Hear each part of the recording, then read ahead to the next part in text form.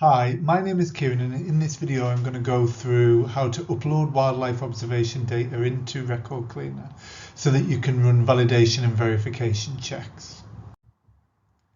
The first page of the online Record Cleaner is the file upload page. Click on Choose File and navigate to the file that you'd like to upload. Once the file is uploaded and is appearing, click Next to proceed to the second page. Online Record Cleaner accepts spreadsheets in .xlsx and .csv formats. Excel formats occasionally fail, so in which case it's best to try again using a text file, i.e. the .csv format. You now need to tell Record Cleaner which columns in your file relate to the compulsory fields. You can also identify any additional fields that you'd like to assess. For each field, click the drop-down menu to display the column headings from your chosen file. Then match each heading to the Record Cleaner field. Fields marked with an asterisk are compulsory, and those without an asterisk are considered additional fields and can be left blank if you do not have this data. Record Cleaner requires a unique record ID number for each record, but if your file does not contain unique IDs, you can select Auto Row Number to get Record Cleaner to generate these automatically based on the row number. Selecting the Date drop-down brings up a list of the column headings from your dataset. Match the Date field to your column containing date information.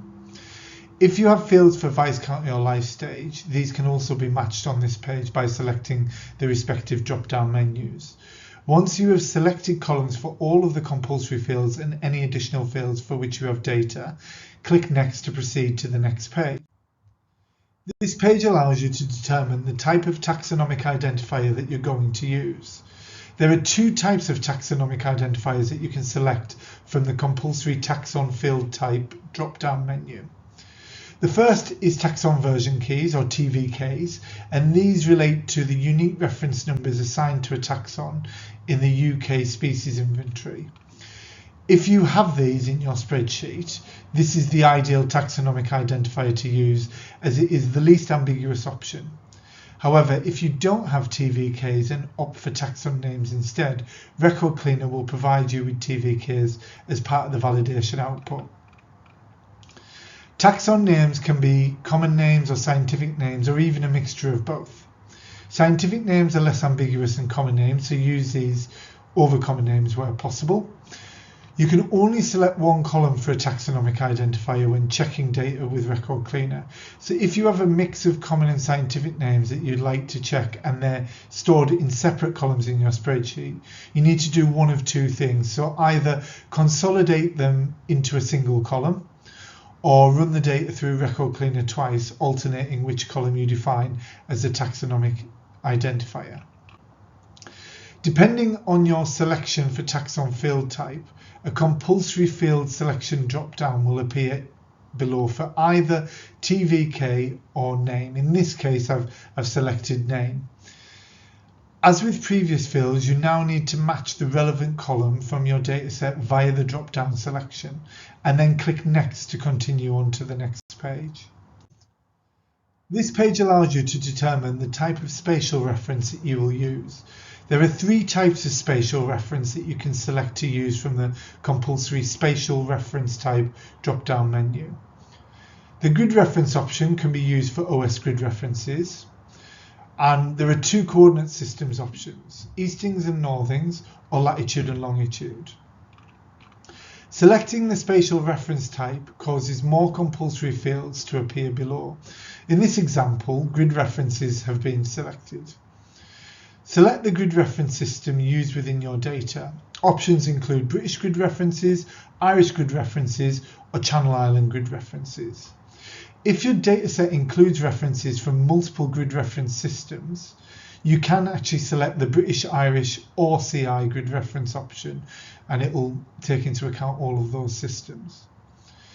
Click the drop-down menu to display the column headings from your chosen file, and then match the relevant column for grid references. Then click Next to continue on to the next. This page gives you the option of adding any unallocated fields from your spreadsheet into the validation and verification output files. Record Cleaner will not run any checks on these fields, but you may find it useful to include them nevertheless. For example, additional fields may be useful for providing context to records that have been flagged.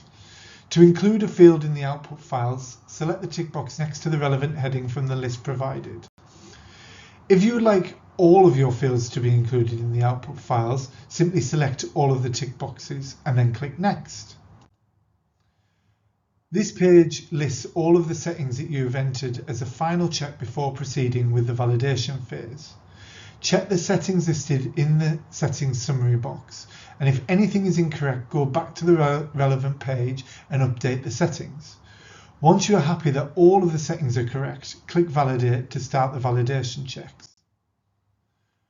Once Record Cleaner has assessed your dataset, it will provide you with a summary of the validation checks. From here, you can download the validation output file to explore which specific records have passed and failed and the reasons for any failures.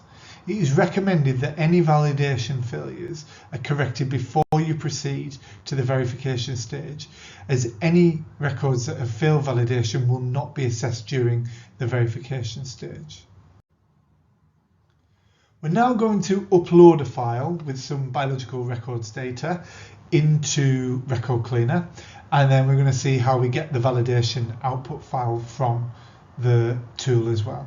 So first things first, we're on the Record Cleaner website. We click on File Upload page, and then we need to choose the file that we're going to upload. Now we can see here I've got an Excel worksheet version of my records and a CSV. CSVs cause less problems, so they can be less problematic, so we're going to use that version. Now we can see it's uploaded. We click on Next, and the next step is to start matching the various columns in the spreadsheet to the Record Cleaner fields. So first up is Unique Record Key field, and when we click on this drop down menu, it gives us all of the various columns in our spreadsheet. Now we need to enter something here because this is a compulsory field because it's got an asterisk, but I don't have record key data. Now fortunately, Record Cleaner can automatically generate this using the row number, so we just select that option in this case. Date is another compulsory field, so again we click on the drop down menu, and then I need to tell it which column has my date information in. Now luckily that's easy to find for me here because I've named that column Date. Vice County, I don't actually have Vice County data in my spreadsheet, and because this is not a compulsory field, I don't need to match it to anything, so I'm going to leave that one blank. However, I do have life stage, so I'm going to add that in as well. And then when you finish with this page, you click on Next, and now it's asking us about our species information, our taxonomic identifiers. So first things first, I need to tell it what type of taxonomic identifier I have. And there are two options, taxon version key or taxon name, which can be either common names or scientific names. So I know from my spreadsheet, I've got a mixture of common names and scientific names. So I'm going to select taxon name, and then I need to match the column. So for name, it would be species name is what I've called it. So I click on Next. I'm going to do the same again here for spatial references. So there are three options: grid references, easterns and northings, and longitude and latitude. My spreadsheet has grid references in it. So when I click on that, we get the drop downs for grid references. I first of all need to tell it what type of grid reference, and we can select British, Irish, Channel Islands, or all of the above. Mine are all British. I don't have any Irish or Channel Islands, so I can select this, but equally I could select that option as well. For grid reference, I now need to match that column. So we've got the remaining unallocated columns here, and I've called that one grid references in my spreadsheet. So click on Next. And then what we've got here, the optional fields, it gives us any remaining unallocated columns from our spreadsheet. Now Record Cleaner won't do anything with this data. It won't assess it or check it in any way. Ticking these simply adds the data from those columns into your output files for validation and verification. Now I personally always tick everything because I want all of that data in my validation files because it might be useful for checking. Plus I want to create a master copy of the data set that has both my original data in and any checks and information from the validation and verification stages. So then I click on next, and what I get here is a settings summary. So this has all of the settings and what I've said, so what I've selected or the column that I've matched. Now a quick glance over this, I can see everything's correct. If it wasn't, I could click on back to go and correct it, but I can see it's all correct. So what I'm going to do now is start the validation process. I click on validate. Record Cleaner runs its magic. That was really quick because I've only got 10 records. If you've got thousands or tens of thousands of records, it may take a bit longer. And then I get a summary. So validation has failed. So if a single record has a problem, you'll get this message. Now I can see here that 10 records were checked, 5 have passed, 1 had a warning, and 4 records failed. So we've got 5 that have some kind of message for me. And I can see here what the 4 messages that I've received are and how many records that they relate to. Now bear in mind that some records might have multiple messages. Now what you could do now is continue on to verification, but that's not recommended. If you've got validation errors, really what you should do is figure out what they are, fix them, and then start the process again.